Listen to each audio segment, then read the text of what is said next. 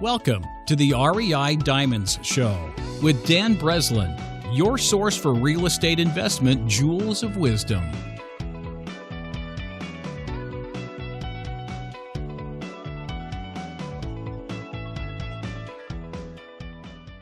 Welcome to the REI Diamond Show. I'm your host, Dan Breslin, and this is episode 138 with Anna.barsky on using 1031 exchanges to avoid defer paying taxes. When I first got into the real estate business, my main motivation was making money, since I really didn't have any. Tax advantages were a far cry from my financial mindset, or should I say financial less mindset at the time. Now, a decade or so later, I've owned property for years that has gone up in value, figured out how to make money, have to pay larger tax bills than I did in the beginning, and I figured out how to collect rents, raise rents over time, and I see the advantages just over the last year or so of upgrading my portfolio at opportune times to higher dollar deals with greater potential rent, greater potential mortgage paydown, and greater tax advantages by stepping my game up.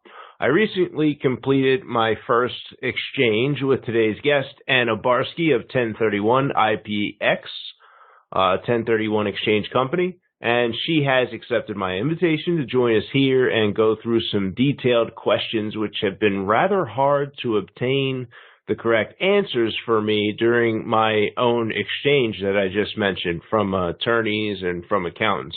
So appreciate that Anna's here, and we might as well jump right in.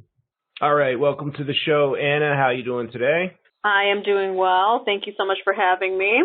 So I've talked with the listeners ahead of our time here together, got them excited, mentioned our episode a few different times throughout a couple of the previous episodes. So I'm sure the audience is as excited as I am to have you on the show. But just if anybody didn't catch those and doesn't know who you are, would you mind giving a little background, company name, what you do, and what we're going to talk about today? Absolutely. So my name is Anna.barsky. I'm a 1031 specialist. I work for a 1031 qualified intermediary called IPX 1031, and all that we do day in and day out is facilitate 1031 tax-deferred exchanges. We probably do about 30,000 exchanges a year nationally. We're the largest 1031 company out there, and we're owned by a company called Fidelity National Financial, which is the largest title insurance company in the country. And many of you on the call have probably heard of the title companies that are owned by Fidelity, like Chicago Title, Fidelity National Title, Tycor, Commonwealth Lawyers. The list kind of goes on and on. We happen to be the 1031 company for all of those brands. And our main role is to help guide clients along with their tax advisors and attorneys through the 1031 process, as I'm sure we'll talk a little bit about later with our specific role in holding funds. But in addition to providing the guidance and helping structure transactions, we also safeguard funds in between the sale and the purchase of the new property and draft all the 1031 documents that the IRS requires. Great introduction, Aaron. This is also very important for people listening. A few years ago, there was actually a giant fraud case in 1031s where this guy was running around and buying smaller 1031 exchange companies, which would be one of the benefits of dealing with a very large, well-known provider. This guy bought title company after title company, 1031 exchange company, and he was using the money from other people's 1031s that are safeguarded and being held, basically for his own account. I think the guy went to jail, and I was like very scared, and I was, afraid to do my 1031 exchanges. We had like $100,000 plus coming back from that deal. That's how you and I met, Anna. Just so everyone listening knows, this is how I did my first 1031 exchange. And I was lying awake at night wondering, like, hey, is this money going to be here when we close on the next deal? And I'm here to report now as we're on the show. The money did show up for closing. The deal went, completely through, both sides of it successfully. Do you have like a basic description of what a 1031 exchange is? If somebody's like in real estate, they're doing some investing, but maybe they're not sure how it works, what's the general overview of that, Anna? Absolutely, Dan. And I appreciate you bringing up the security aspect because, what most clients and investors don't realize is that the 1031 industry is completely unregulated. So even though the IRS says, hey, if you want to do a 1031, you can't touch your funds, the IRS doesn't tell the 1031 company what they can and cannot be doing with those funds, which is why, the story that you mentioned is actually not the only story that came out about 1031 companies, either stealing money or making bad investments with the 1031 funds during the exchange period. So whenever you're picking a 1031 company, asking about the security features they're providing is definitely the number one kind of piece to consider. So I will get off my soapbox about that. But as far as what a 1031 is, it's actually a very easy transaction. It's part of Section 1031 of the IRS code, and it allows investors, real estate investors, to defer paying taxes when they sell any type of investment real estate. And all that they have to do is buy any other type of investment real estate to complete their exchange. So really all that a 1031 is a sale plus a purchase equals a tax deferral. And there are several taxes that are deferred through the exchange, capital gains tax and depreciation recapture tax. State taxes are also deferred through a 1031 exchange. Investors who are selling a piece of investment real estate that don't participate in a 1031 are looking at paying 28 to 35% taxes on the profits from their sale. And there's a couple other rules that, you have to follow to have a successful exchange and transaction, but really the ultimate benefit is the tax benefit, and a 1031 involves a sale and a purchase of investment real estate. Well said. You obviously have done a few of these in your day. So I recently had a conversation. There's a lot of hoopla out there in the marketplace right now. Actually, it was on one of the last episodes of my show, and I know I'm going to butcher it, the accelerated depreciation, or basically you buy a $10, $12, $15 million asset, commercial real estate, apartment building, whatever it is.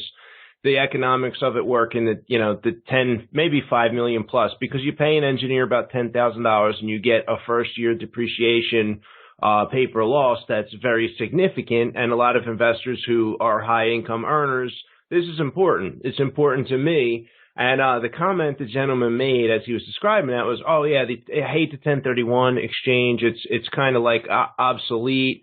And it was on the heels of another thing. I noticed that when I did my 1031 exchange, for everyone listening to kind of understand some of the framework, it did turn me into a bit of a motivated buyer. All of a sudden I was kind of in a rush to reinvest that money and find the right deal. But for me, a right deal, Anna, is something that is also profitable, not just fitting the economics of what I can buy. It's got to kind of be in the right neighborhood. I sort of want low rents. I want to be able to invest additional capital over time and increase the value. And then ultimately my goal, in my mind, as a 1031 repeat customer of yours, my goal will be in a year, 2 years, 3 years to resell that property and make an even larger gain, which allows me to level up into the next property.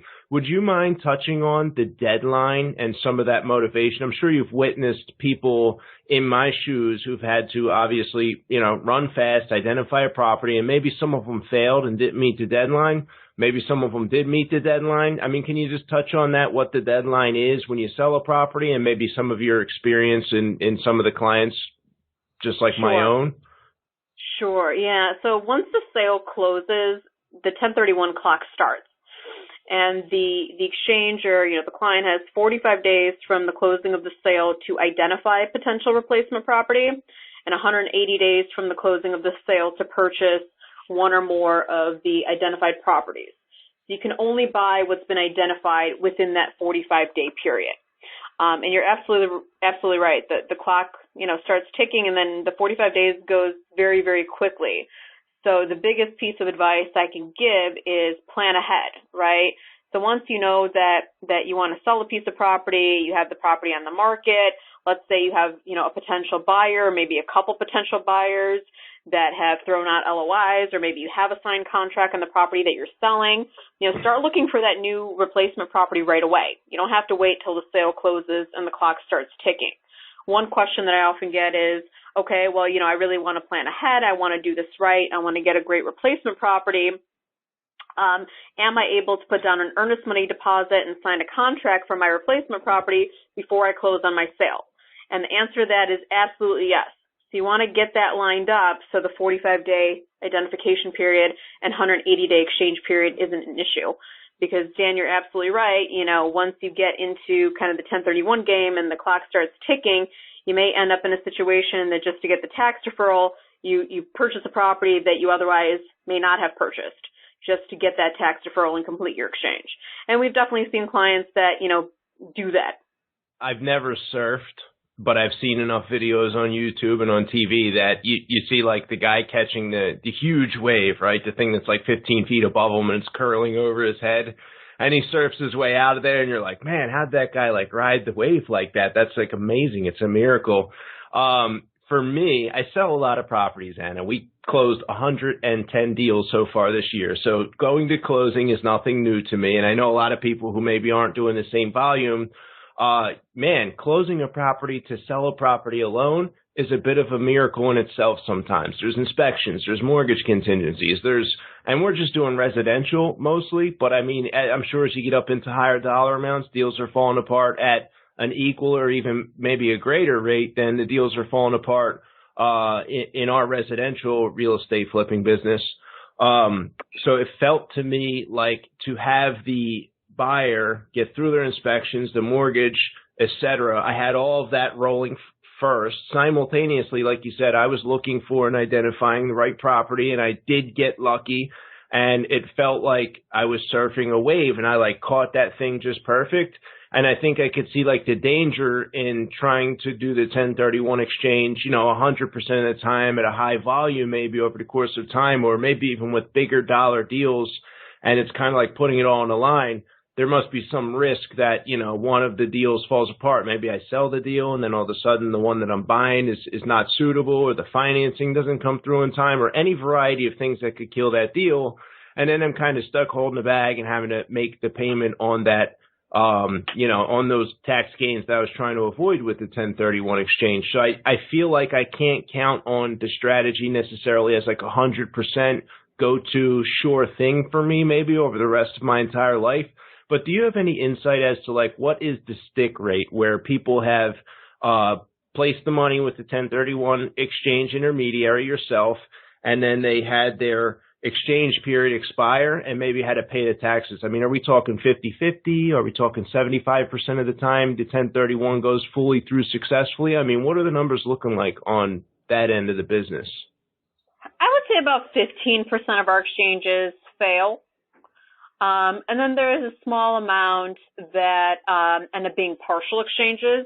So in order to get the full benefit of the exchange, you have to buy property that's equal or greater in value to the property that you sold. So if you sell property for $1 million, the new property should be $1 million or more. You can also buy 2 properties or 3 properties to get to that $1 million threshold. So sometimes we have clients that want to buy a couple different properties, so they identify, 4 properties that they could potentially purchase, and then some of those properties fall through, and they end up buying, $700,000 worth of real estate when they sold $1 million worth of real estate. So they have this $300,000 shortfall that they're going to be paying taxes on, which is called a partial exchange. So in addition to the 15% that fail, we also have a small percentage that end up being partial exchanges, for that reason. And in that instance where they had a 70% of the million, if their gain was, let's say, $500,000 on that initial sale, so they bought the $500,000 property, they held it however long or did what they did, and they sold it for $1 million. So their gain was $500,000. Do you know roughly what their estimated, tax they would have had to pay on what gain? Like, would it be 70% of that gain, or the $300,000? Like, how would they calculate that from the IRS point of view? It's called a dollar for dollar takedown, which means the entire $300,000 shortfall is taxable dollar for dollar. So there's not a percentage interest or like some kind of an ALEC proration that's made.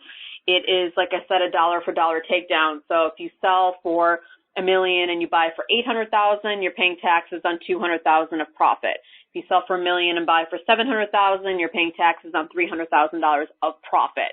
So in your example, if your gain was $500,000, $300,000 of that you pay taxes on, and then you have $200,000 of that gain left over that you could potentially get tax deferral on through a 1031 exchange.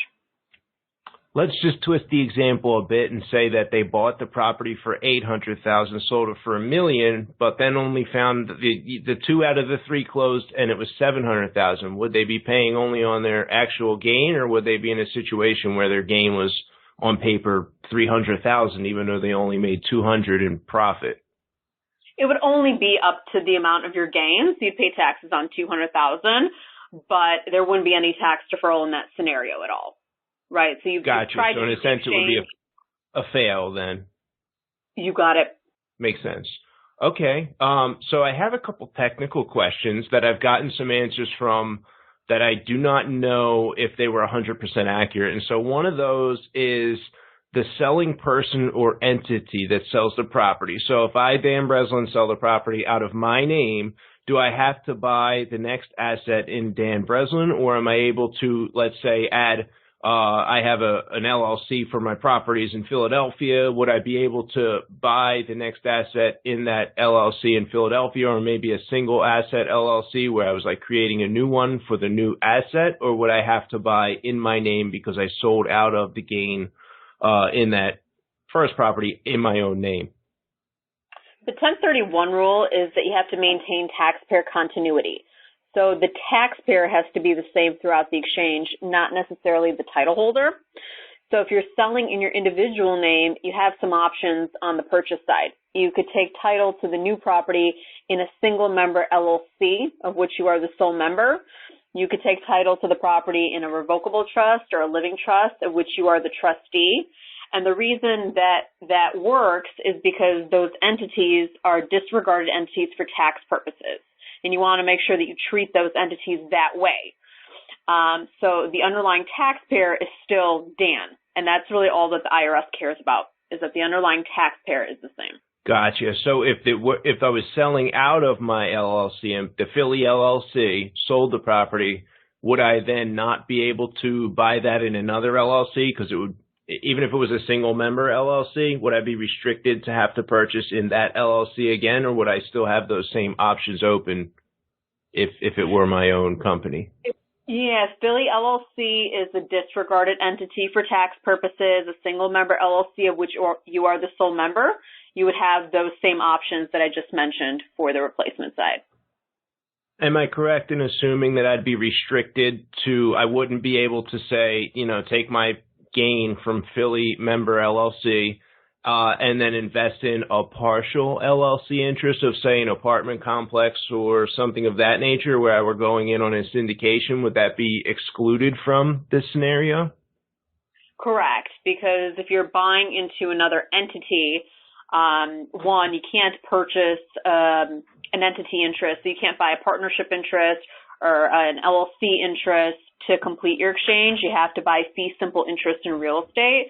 So that's issue number one. And issue number two would go back to the taxpayer continuity, right? Because you sold as an individual taxpayer or in your individual single member LLC. Now you're buying in a partnership, which is a completely different taxpayer. Got it. Makes sense. That is much better clarification than I received from both my counsel and accountant on the one that I had just done that we just passed on. Do you have any examples of a recent 1031 exchange deal that might highlight some of the things we had to talk about? Sure. And we do all types of exchanges. We do $100,000 rental condos and $100 million hotel deals and retail centers and things like that, and everything in between. So there really isn't a deal that we haven't seen. But just, I guess, kind of relating back to what we just discussed with, buying a syndication deal, there are certain types of syndication deals that are 1031 friendly. So those would be your Delaware Statutory Trust or DST deals, or your TIC deals, your tenancy in common deals. And if you are looking to buy property with a partner, those structures would work best. And those are really the only structures that would make sense under Section 1031. So what you mentioned is a very common scenario. Hey, I'm selling property in my individual name or in my single member LLC. The property that I'm buying is a lot higher in value, so I need to bring in a partner. And, we're going to form a partnership and then buy this new property together. And for the reasons I had mentioned, the partnership wouldn't work for 1031 treatment. But what would work is a tenancy in common structure. So the only way to buy property with a partner through a 1031 exchange is to buy that property as tenants in common. And a tenancy in common structure allows you to own an interest in the actual real estate as opposed to owning an interest in the partnership. So Dan, selling his investment real estate, would buy his replacement property as tenants in common with his partner Anna, which means that Dan and Anna would both be on title to the real estate. So that makes sense for Dan's exchange because he's buying a fee simple interest in real estate as opposed to buying a partnership interest. Interesting. And I guess some of that would have to do that I could sell out of that interest at a later point and pay the gain, I guess is the thinking. Yeah, so the tenancy in common structure allows flexibility with the 1031 exchange. So when that replacement property does sell, you could do a 1031 exchange with your piece. And if I want to do a 1031 exchange, I could do that as well. We could buy our new property together if we want. We can do that again, or we could buy property separately. So again, the tenancy in common structure allows for the most flexibility, and is really the only way to buy property with a partner. It's really the only 1031 friendly option for kind of a partnership transaction. But we understand that in a lot of cases, it's difficult to manage a property if you have a bunch of different title holders as opposed to just having one partnership that's on title. So sometimes that structure makes sense and sometimes it doesn't, just from a practical management perspective. It sounds like it's probably a very minority number. I mean, we're probably talking that's very rare and coming across your desk, right? It's actually pretty common. Okay, I stand unassumptively it's actually pretty incorrect. Common. Yeah, a lot of the times it's if someone has a tax deferral that they're trying to achieve, that's really the only way to do it. So they'll buy property as tenants in common with a partner or with multiple partners. And then a couple of years down the road, they'll consolidate into a partnership entity and hold the property in a partnership. And of course, that makes it difficult if they sell the property years later and they want to separate, they want to do a 1031 exchange and separate. But ultimately, that is something that occurs fairly often, done through a tenancy in common structure initially, a couple of years later rolled up into the partnership to make it easier from a management side. Are those deals that are done that are happening in that method, are these like typically higher dollar, $1 million plus deals, or are these like smaller, 100,000 or less? Do the dollar amounts have any impact on that tenancy in common structure? Yeah, and I would say it's more the type of property. We're a national company, but my territory is here in the Midwest, so I cover Illinois, Indiana, and Wisconsin. And, there's areas in Indiana where you could sell a huge strip shopping center for $450,000, right? And, sometimes there's partners that are involved on that deal. So it's not really the dollar amount as much as it is the type of property. But I would say commercial is really where this structure occurs the most often. Makes sense. Cool. So I'm going to change the direction just a little bit here. Is there a hold time requirement for the initial property, which is then sold at a gain in order for that transaction to qualify for a 1031 exchange? Technically, no. There are no holding period requirements in the 1031 code. So the IRS doesn't say that you have to hold the property for a year or 2 years in order for it to qualify for 1031 treatment. That's true in most cases. There are some special rules for vacation homes and second homes and related party transactions. There are holding period requirements in those scenarios, but just generally speaking, there are no holding period requirements with 1031s. However, there is a rule that says property held primarily for resale is not exchangeable. So if you have held your property for a short period of time, either the one that you're selling or the one that you're buying, if you are audited, that can come into question, that held for requirement. So the held for rule really relates more to those that are flipping properties. So there's a lot of clients out there that, go out and buy single family homes, fix them up and flip them, or developers that are buying land or buying a building and tearing it down and putting a new one on there and then selling that building. The IRS doesn't allow 1031s for those types of investors because those assets are considered inventory as opposed to investment. So the IRS says that your intent when you're buying the property should not be to fix it up and sell it. It should be to get cash flow from the property, get some rental income, hold on to the property for a couple of years, and then sell it down the road. So even though there aren't really holding period requirements, you don't want to be in a situation where you're considered what we call a dealer and the assets are considered inventory. They have to be considered investment. And again, if you're audited, that time period may be something that is in question. Gotcha. That makes sense. I mean, it sounds like the kind of thing, like if you did have some scenario happen one time, maybe it wouldn't raise a flag. But for a flipper who was going to do that over and over and over and over again, it's kind of hard to say, like, yeah, my intention every single one of these times was to hold it as a rental, and this guy knocked on the door and just made me a high offer, so I had to sell it. Exactly. A pattern is something that would not work in your favor if you were for some reason to get audited. So if your main business or even your side business is flipping properties and you've shown that pattern, you've never had rental properties, you definitely don't qualify for a 1031 exchange. But if you have some rental properties here and there, and let's say you purchase a property, you rent it out, and then a month later someone sees it, falls in love with it, gives you an offer you can't refuse, I say go ahead and do a 1031 exchange because you don't have that pattern of flipping properties.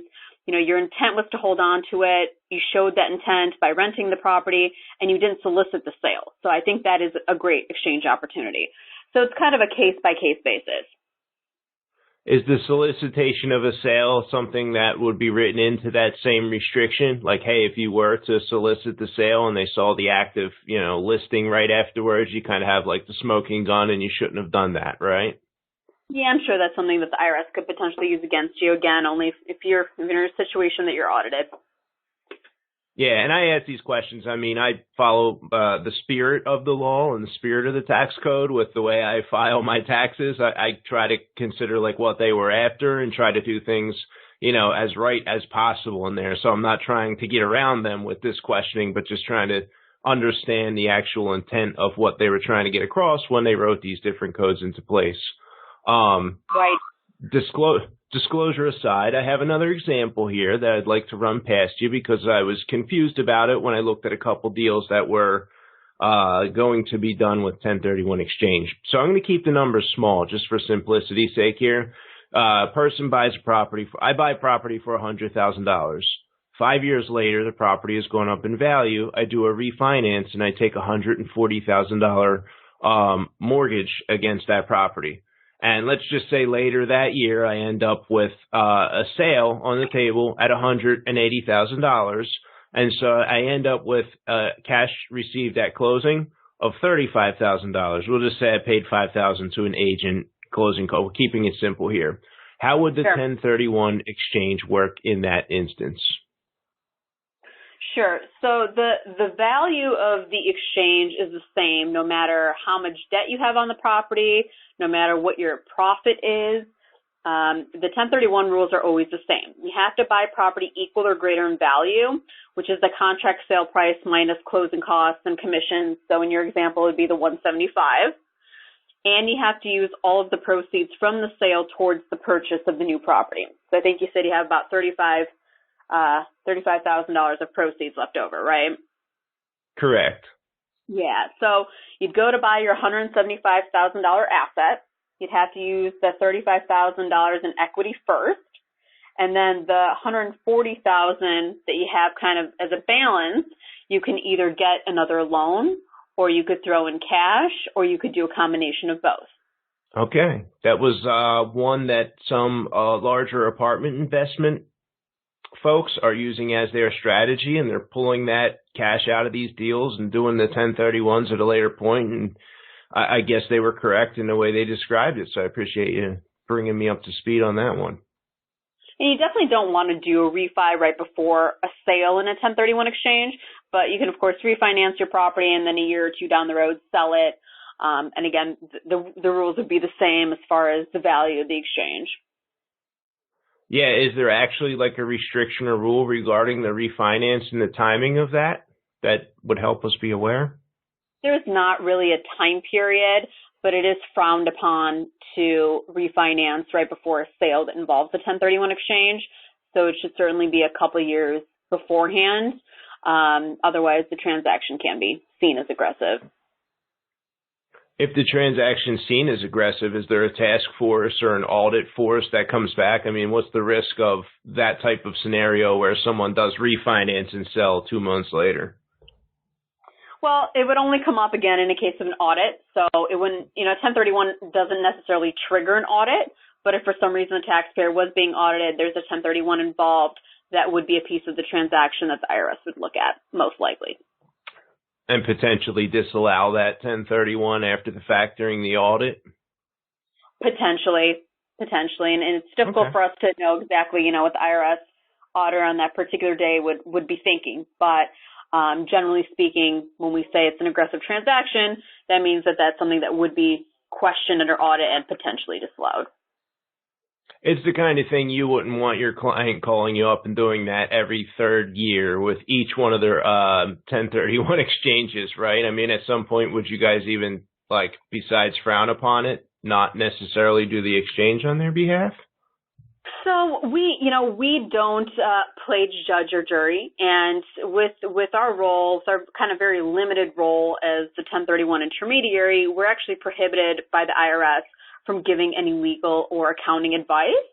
So our job is to raise any red flags that we see, and then it's up to the client and their tax advisor on how they'd like to proceed. So to answer your question, if the client said, hey, I've discussed this with my advisors and we want to move forward, we would certainly still handle that transaction.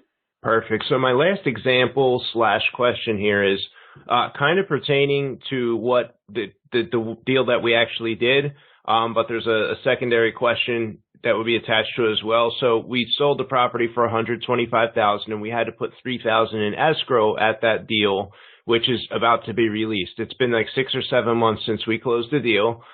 We bought the property, used the entire proceeds the way we were supposed to, but now I have the $3,000 returning from escrow. Do I have some obligation to report that to you or anyone else? I mean, how does that escrow get handled in that scenario? So is the $3,000 a holdback at the closing of your sale? Correct. Yeah. So that's a pretty common scenario. So the holdback is only an issue if it's not released to the 1031 account before the closing of the replacement property. If it is released before you have to close on your replacement property, that's fine. It doesn't affect the exchange in any way. In your scenario, it sounds like it was released after.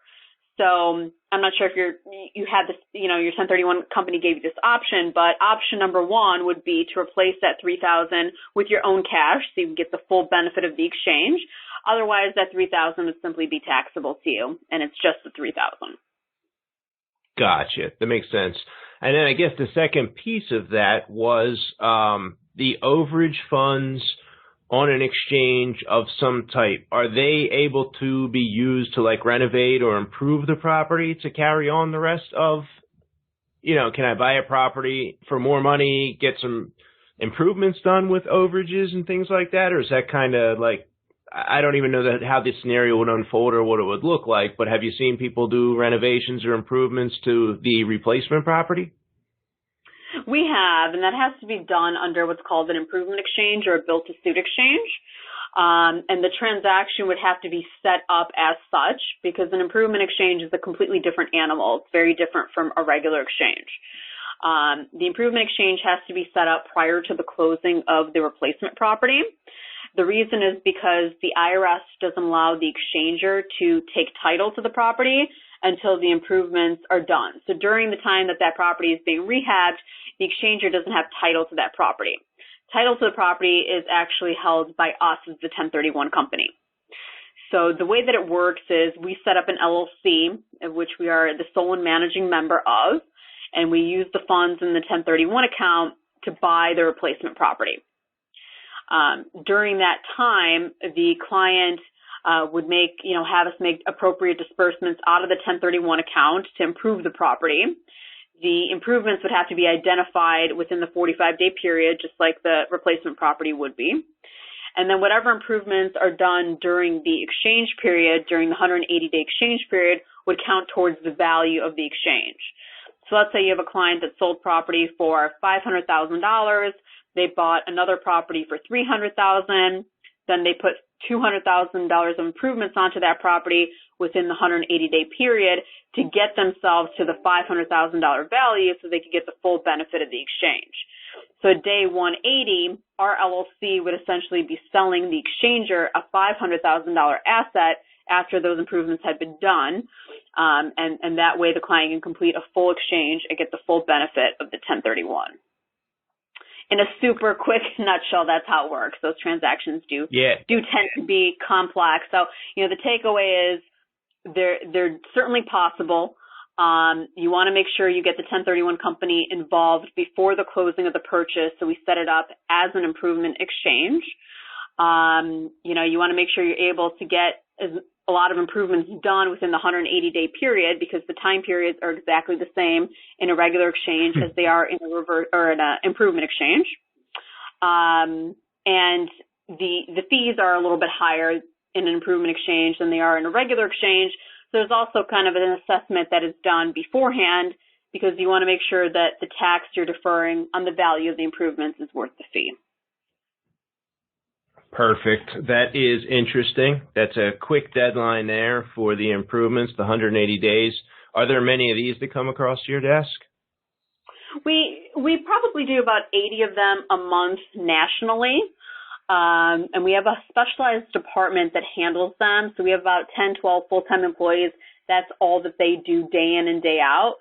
So it is a smaller part of our business because of the fees, and it is a very kind of specialized transaction that only makes sense in certain scenarios. But we do about 80 of them a month. So you mentioned 1031 of the IRS code. If somebody's listening right now, or even myself, if I want to get to become, a little more of an expert at these so I can identify and structure my deals on the front end before I'm even bringing them to your desk, should I read that entire section of the code, or is there another book maybe that's directly suited, or perhaps like a website or anything I could go check out? I recommend that you check out our website. It's www.ipx1031.com.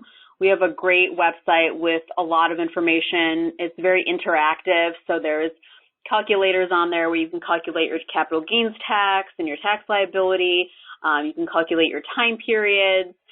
There's different memos on various topics like improvement exchanges or buying property as tenants in common, and various checklists of some of the basic guidelines. We also have monthly webinars that you could sign up for. One is kind of a basic webinar. The other is a more advanced webinar. So I recommend checking out our website. Again, it's www.ipx1031.com. Cool. My last question is, are there any other books or places that would be relevant for real estate-related tax advantages or strategies that you might know of and could recommend to our listeners? There's a couple things that I don't know if you have a website, but there's a couple things I can send to you to post.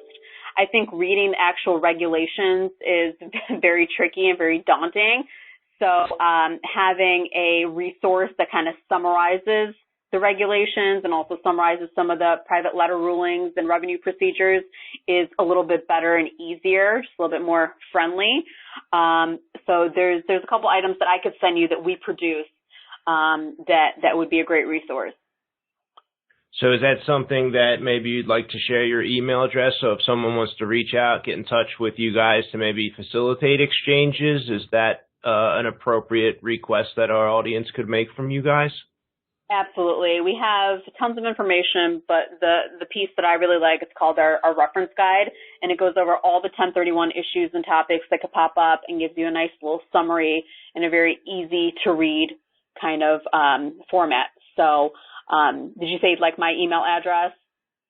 Yeah, I guess if you don't mind sharing that with the listeners. I don't think they're going to kill you where you're going to get like a million requests or anything like that, No but problem. there are people on the show who would be happy to reach out. Absolutely. And if you want to reach out just to get this reference guide, that's absolutely fine. My email address is Anna, ANNA, .barsky, that's B as in boy, ARSKY, at I, P as in Paul, X as in X-ray, 1031.com. And Anna is the person who handled my 1031 exchange, so this is one of my personal vendors. Hey, Anna, I know we're at the top of our time together here. I appreciate you closing the door, taking the time out of your busy schedule, and sharing all this wisdom. I've got pages of notes, and I'm sure the listeners do too. Thank you for coming on the show. Thank you for having me, Dan. Have a great rest of the week. And thank you for tuning in to this episode of the REI Diamond Show. Keep an eye out for the next episode. Aaron Fragnito and I talk about building $1 million per year wholesale business and then buying the right rental real estate deals. You don't want to miss it. Are you interested in a pre-release access of that episode? That is, before the email goes out on Saturday? When you subscribe on YouTube or one of the podcasting apps, including iTunes, Google's Play, and Stitcher, you'll receive advance notification as soon as episodes are published, as opposed to Saturday when the email is sent. If you prefer the email, just head on over to reidiamonds.com and sign up. Attention deal makers, I am buying houses and apartment complex deals in Atlanta, Chicago, Philadelphia, and Florida, as well as New Jersey and Delaware. So if you have a deal, please contact me directly using the form at reidiamonds.com. Are you an accredited investor who is interested in short-term passive mortgage investment opportunities with double-digit returns? Head over to fundrehabdeals.com to check out available high-yield investment opportunities. That concludes this episode. I thank you again, my loyal listener, for tuning in to the REI Diamond Show. Dan Breslin here, signing off. Thank you for listening to this episode of the REI Diamonds Show with Dan Breslin. To receive email notifications of new weekly episodes, sign up at www.reidiamonds.com.